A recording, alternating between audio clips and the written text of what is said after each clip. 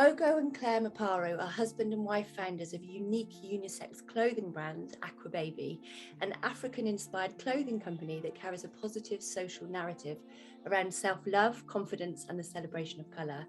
They're passionate about creating a world of acceptance and bringing diversity and vibrancy to a market that's currently flooded with traditional Western colour palettes.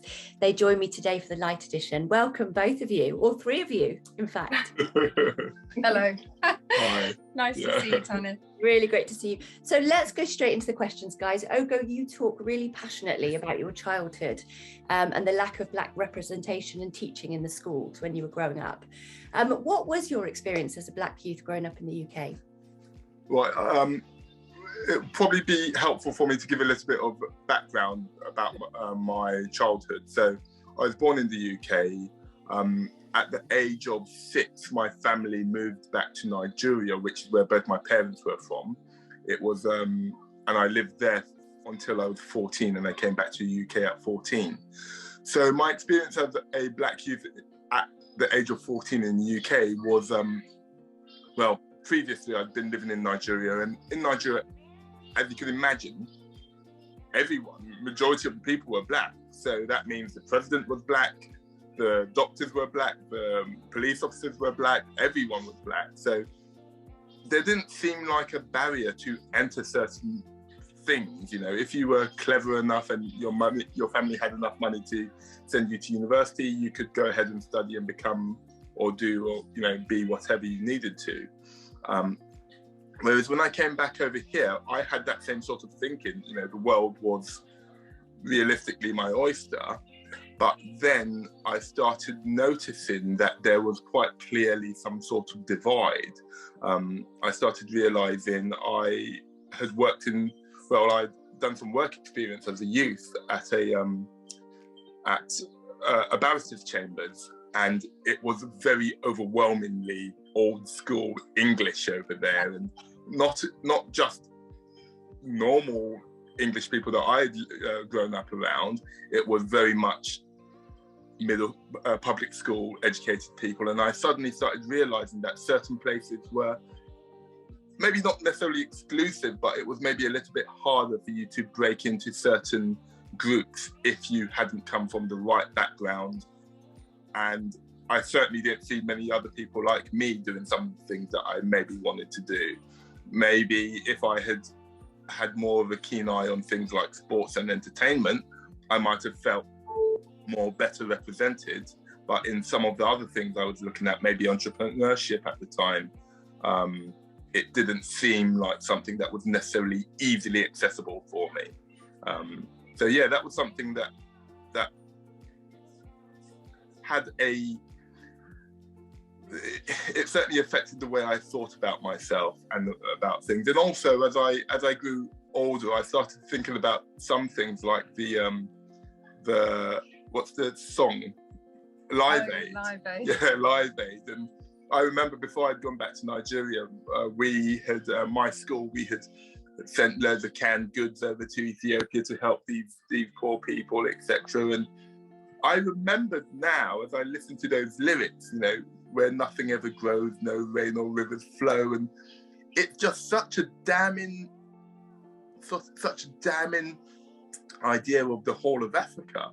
And yes, of course, there've been, you know, sort of, there's a lot of poverty, and there's been famines, and there've been all sorts of things over there, but that's not all there is there. There's so much more, I mean, and when you have these sort of perceptions put into your consciousness as a child, I don't know, I started growing up maybe thinking that maybe as a people we were less than, and, you know, I think that's quite a terrible way for a young teenager to see themselves, really. Yeah, 100%. And interesting what you say about the Live Aid song, because I've been to Ethiopia and it's very green there. Everything does grow.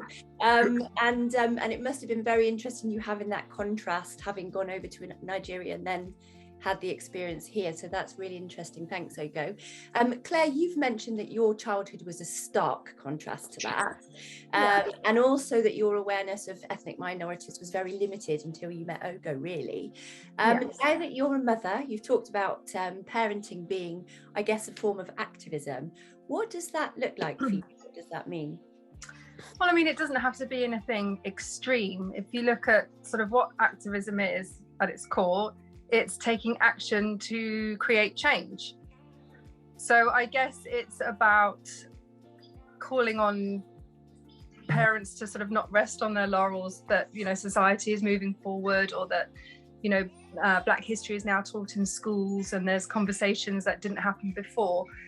What happens in the home is still the most influential place for a child, you know, and it's where they really do kind of listen to everything that you say, and they'll repeat everything that you say. And even if you don't have the conversations, the important, sometimes uncomfortable conversations about race and diversity, again, you're teaching your children that it's a taboo topic, that there's something wrong, you know, with discussing these things. So I think it's just about working together to create a more conscious and confident generation. And if that means, you know, that you do live in a predominantly white area, that you do introduce diversity into your home through conversation or through toys and books and television programs, etc., that you do something and just kind of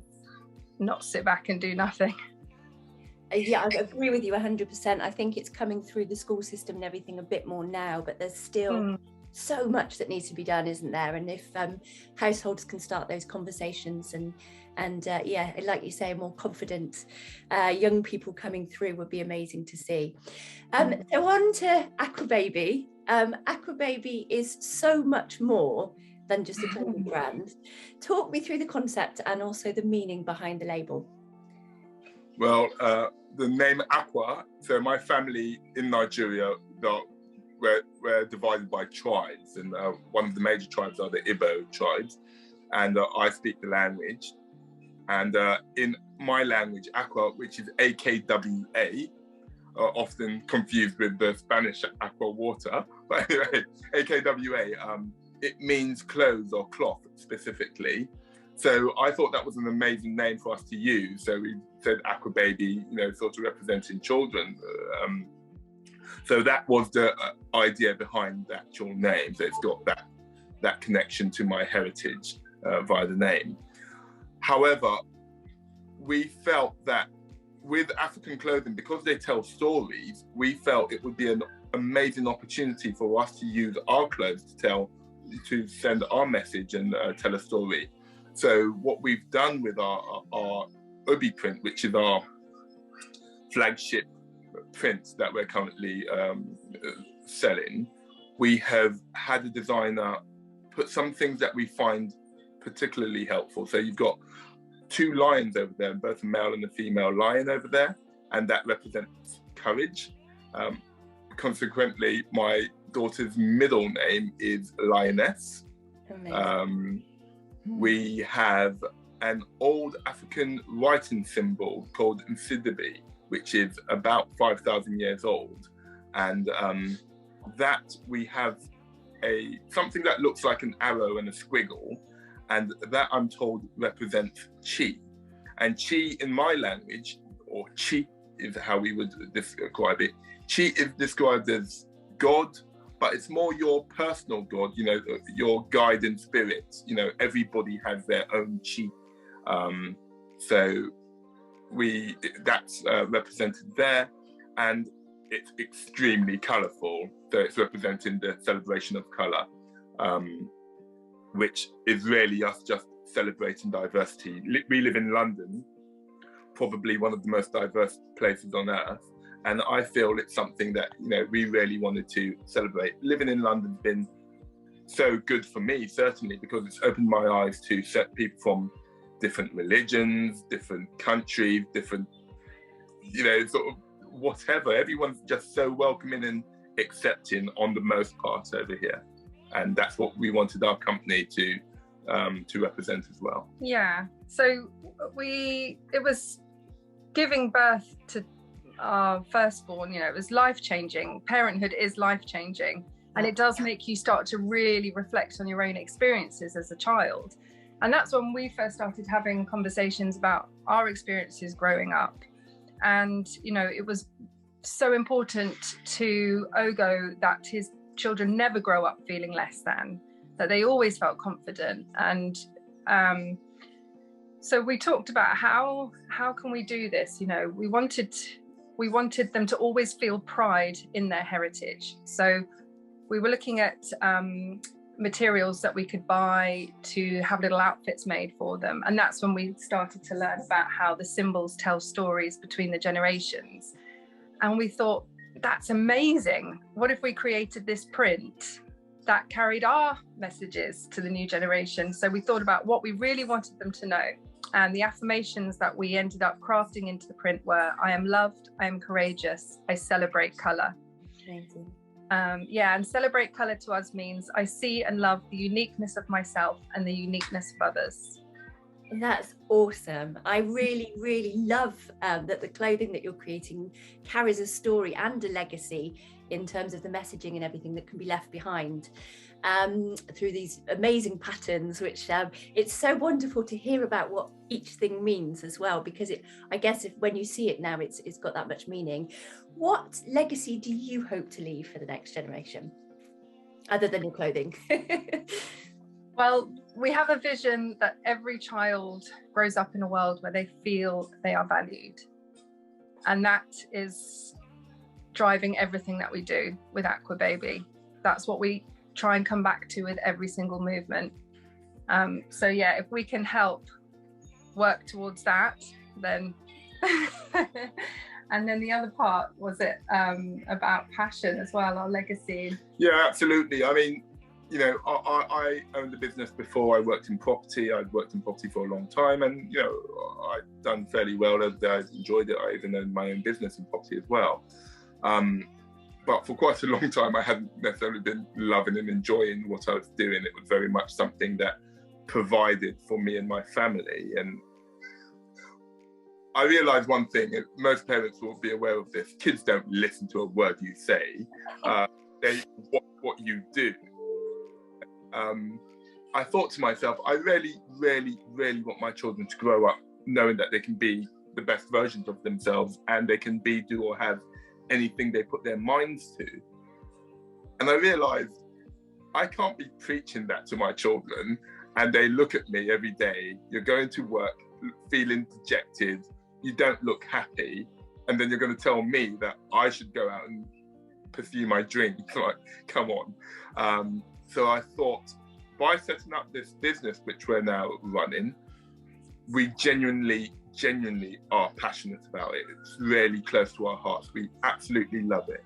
And it allows us to work from home and spend time with our children. I pick up and drop off my kids every day from nursery, etc. And I spend a lot of time with them.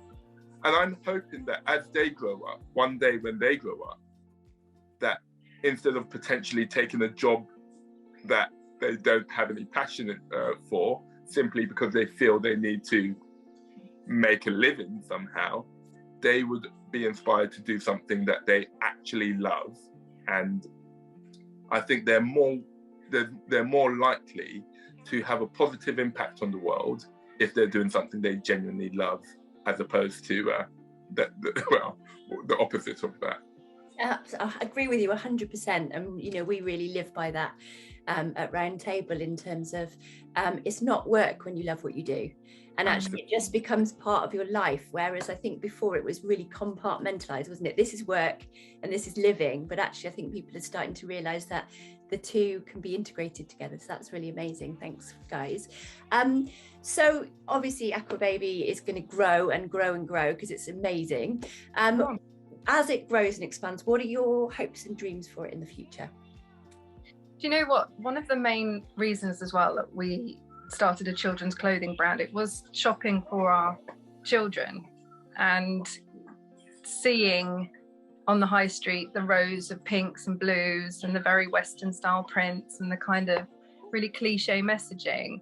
And we thought, I hated the fact that if you had any sort of really bold, colourful prints or any reference to African culture within fashion, it was seen as a passing trend. And I just thought it deserves to be so much more. It should be in the mainstream, you know, these bold colours, these bold unisex colours as well, you know. Just wanted to create some ripples in the marketplace. We wanted it to be really inclusive. So where we want to be in the mainstream, you know. We want to reach as many families and children as possible with our prints and our positive message. We would love to become a positive hub to encourage parents to have confidence in opening up conversations about race and equality. We've got all sorts of hopes and dreams for Akwa Baby, to be honest with you. Which includes, I would really just love to see more people wearing bright, colourful clothing, especially in this country. Winters are brutal, aren't they? You know, they're not fun. It's raining, it's grey, and I think just walking down wearing colourful clothes. I remember getting stopped at a petrol station recently because I was wearing an African top, and the guy at the petrol station, you know, sort of commented on it. And it's, I don't know, it just sort of certainly cheered me up and brightened up my day. And I would love to see more people wearing that. And whilst doing that, I also hope that when people recognise the African origins of some of the patterns, etc., I hope it helps to dispel the old vision of Africa, you know, one of hopelessness and famine, and we start seeing maybe a more modern version of Africa, which, you know, as I say, just like anywhere, yes, there are the poverty and famine, etc., and all of those things need to be addressed, and hopefully are being addressed. But there's so much more. We've got such high culture. We've got, you know, amazing history.